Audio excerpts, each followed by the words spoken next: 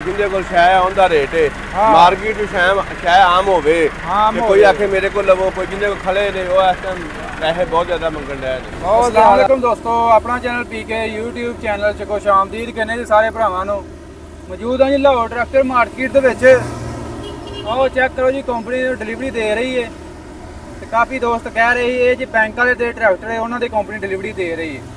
ठीक है जी, है जी भाई रियाज को मौजूद है। भाई उन्हें 385 लिया है। चेक करो 2024 मॉडल है। चेक करो जी, ये जनरल टायरों के विच लिया भाई उन्होंने 385। एक दफ़ा तुहानूं मैं रेट दसा, तुसीं एक दफ़ा हैरान होवोगे। ये जदों की फैक्ट्री बंद हुई है भाई मार्केट वाला भी काम चुक दिता है। ठीक है ना, काम चुक दिता है। भाई उन्होंने गलबात करते हैं जिन्हें किन्ने च लिया। अस्सलाम वालेकुम जी। वालेकुम सलाम भाई की हाल ठीक ठाक हो? अल्लाह दा जी। भाई जान की नाम है अपना? मोहम्मद आदिल। आदिल किहड़े इलाके चो आए भाजी? नारंग मंडी। नारंग मंडी हो। कैश लिया जे किन्ने च मिलिया है? 38,10,000 ਦਾ। 38,10,000 रुपए ਦਾ। ਓਏ ਹੋਏ ਏਡਾ ਕੰਮ ਚੁੱਕਿਆ ਗਿਆ ਭਾਈ ਦਿੰਦੇ ਹੀ ਨਹੀਂ, ਕੀ ਕਰੀਏ, ਮਜਬੂਰੀ ਸੀ, ਲੈਣਾ ਪੈ ਗਿਆ।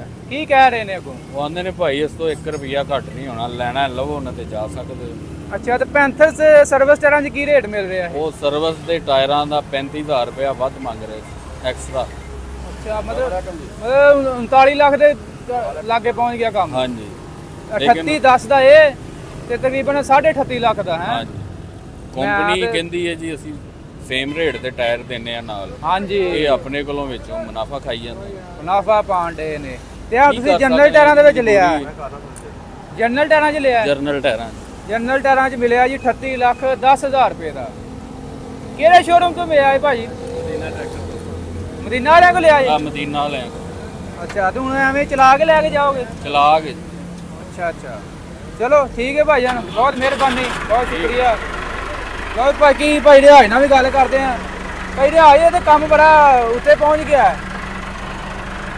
भाई अग लगी पई है जिंदे को शै उनका रेट है मार्केट शै आम हो कोई आखे मेरे को लवो कोई जिंदे को खड़े ने वो इस टाइम पैसे बहुत ज्यादा मंगन रहे हैं। बहुत ज्यादा भाई आंदे 38.5 ਲੱਖ रुपए तक इन्होंने हुक लाई है जनाब जबरदस्त। अच्छा, हुक किन्ने दी लाग दित्ती? हुक इन्हां ला के दित्ती 35,000 दी। लो जी भाई हुण हुक लवा के ते ओ जांदे जे 38,10,000 रुपए दा ट्रैक्टर लिया कैश ही। बाकी दोस्तों इधर चेक करो जी, मिलर फैक्ट्री तुहानूं हवाल देंदे जाइए। चेक करो जी, कंपनी डिलीवरी दे रही है। ये जी बैंक वाले ट्रैक्टर डिलीवरी दे रही है कंपनी। ना तो कंपनी कैश वाले बुक करती पई है, ना डिलीवरी दे रही है। आज जिन्होंने बैंक वाले ने ठीक है वो ट्रैक्टर 85 चेक करो 240 है, 260 है, 85 डिलक्स है। बैंक वाले ट्रैक्टर ने जिन्होंने कंपनी डिलीवरी दे रही है। फिलहाल दोस्तों यह सूरत हाल जे मार्केट की तो मार्केट वाले भाई काम चुक दिता है। 38.5 ਲੱਖ रुपए तक डिमांड करते पे ने ते सेल भी हो रहे हैं। जो कोई बेचारा मजबूरी के तहत आ जाता है, तुहानूं पता जिमीदार को पैसा कोई नहीं है, तो ਜਿਹੜੇ बेचारे मजबूर ने लैना ट्रैक्टर वो बेचारे आते हैं फिर मजबूरी के तहत देने पैंदी फिर पेमेंट। तो चेक करो बारिश अजे भी हो रही है, तकरीबन 3 दिन हो गए लाहौर के बारिश हो रही। ठीक है जी, मैं चेक करो इधर साइड से बारिश तकरीबन 3 दिन हो गए हो रही है। तो सूरत हाल मार्केट तुहाडे नाल शेयर कर दी है।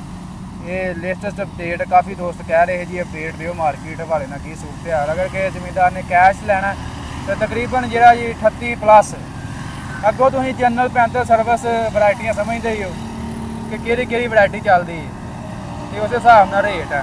सब तो भाई उन्होंने तुहानूं दस्सिया कि 38,10,000 रुपए का इन्हें लिया। बाकी अगर मजीद तुसीं अपनी डिमांड करोगे तो फिर तुहानूं मजीद पेमेंट देनी पएगी। तो दोस्तों वीडियो आज की अच्छी लगी लाइक शेयर करनी है। ट्रैक्टरों के मतलब किस्म की अपडेट लिए साडे चैनल नूं लाजमी सबसक्राइब करो जी। इंशाल्लाह मिलांगे नेक्स्ट।